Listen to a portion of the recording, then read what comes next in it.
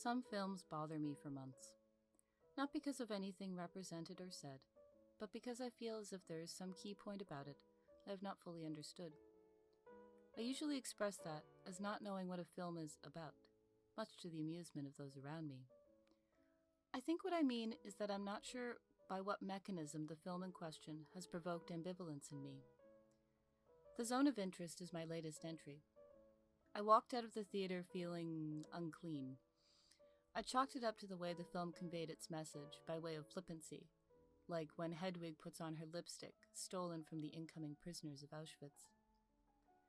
The film embodies a refusal to see in every sense.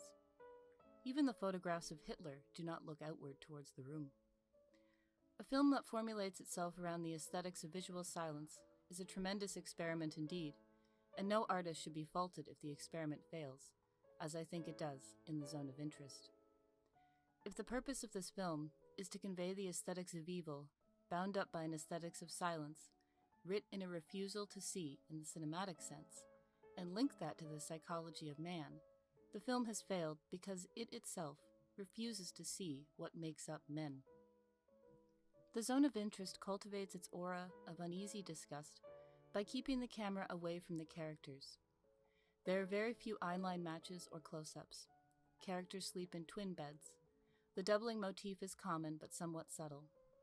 The static cameras in the house convey little logical space. The camera flips itself during key moments to mirror the scene and reflect the dual action at play.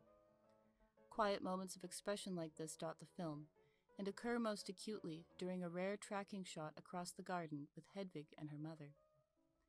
Characters don't really see themselves in mirrors, a pointed stylistic turn that keeps them out of the realms of vision. Such as to say, they cannot see beyond themselves to the horrifying events occurring just beyond the garden wall. Only the camera really knows what is happening, which is sort of the problem. Everything has been outsourced to a camera eye that assumes a specious gaze as one of history. One of the few eyeline matches occurs at the very end of the film, when Hoss is walking down a dark staircase during a Nazi gala and dry heaving every few steps. He stops and looks up at the camera, at us, and the scene cuts to a door revealing real footage of staff maintaining the Auschwitz Museum. Such a historical gaze is assuming that the Hoss family had some measure of capability to recognize what was happening and refused to do so. But that assessment totally misunderstands the nature of evil and what we mean by the banality of evil.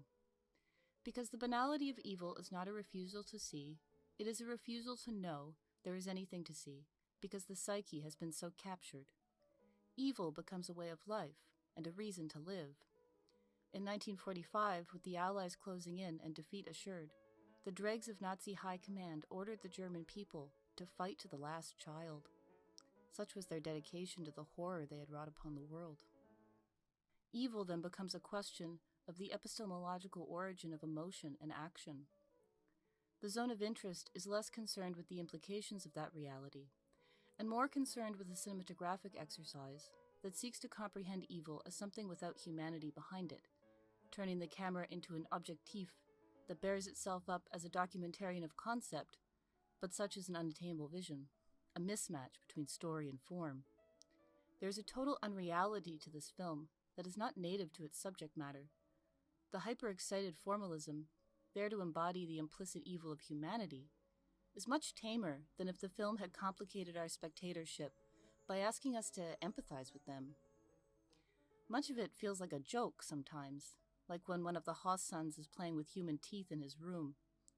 It's so winky, as if to say, yes, you are watching a film about the Commandant of Auschwitz. It relies too much on recognizing the knowledge we have and referencing things we know occurred and can contextualize, like the ash from the camp furnaces being used to fertilize the Hoss garden. The film treats its images as things that can reference reality beyond themselves exclusively. As such, they can only be understood on those terms. The image of the ash fertilizer means nothing if the viewer does not know the history behind it. In fact, it's difficult for me to say how much sense the film would make to a person with no knowledge of World War II or the Holocaust. So the film itself becomes an obscure object perpetuating the very refusal to see that it portrays.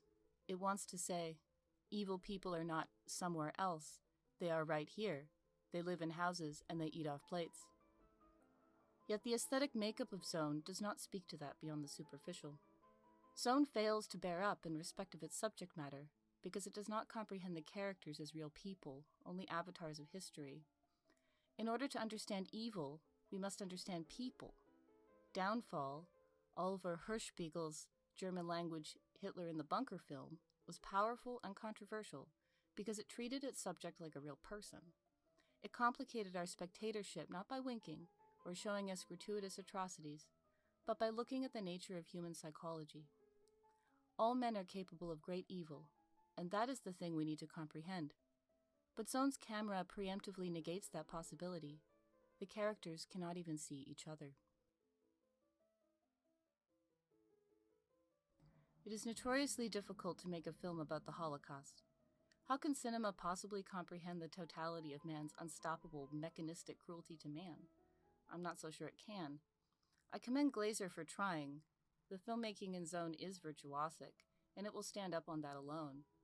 But as an entry into the canon of Holocaust cinema, it leaves much to be desired.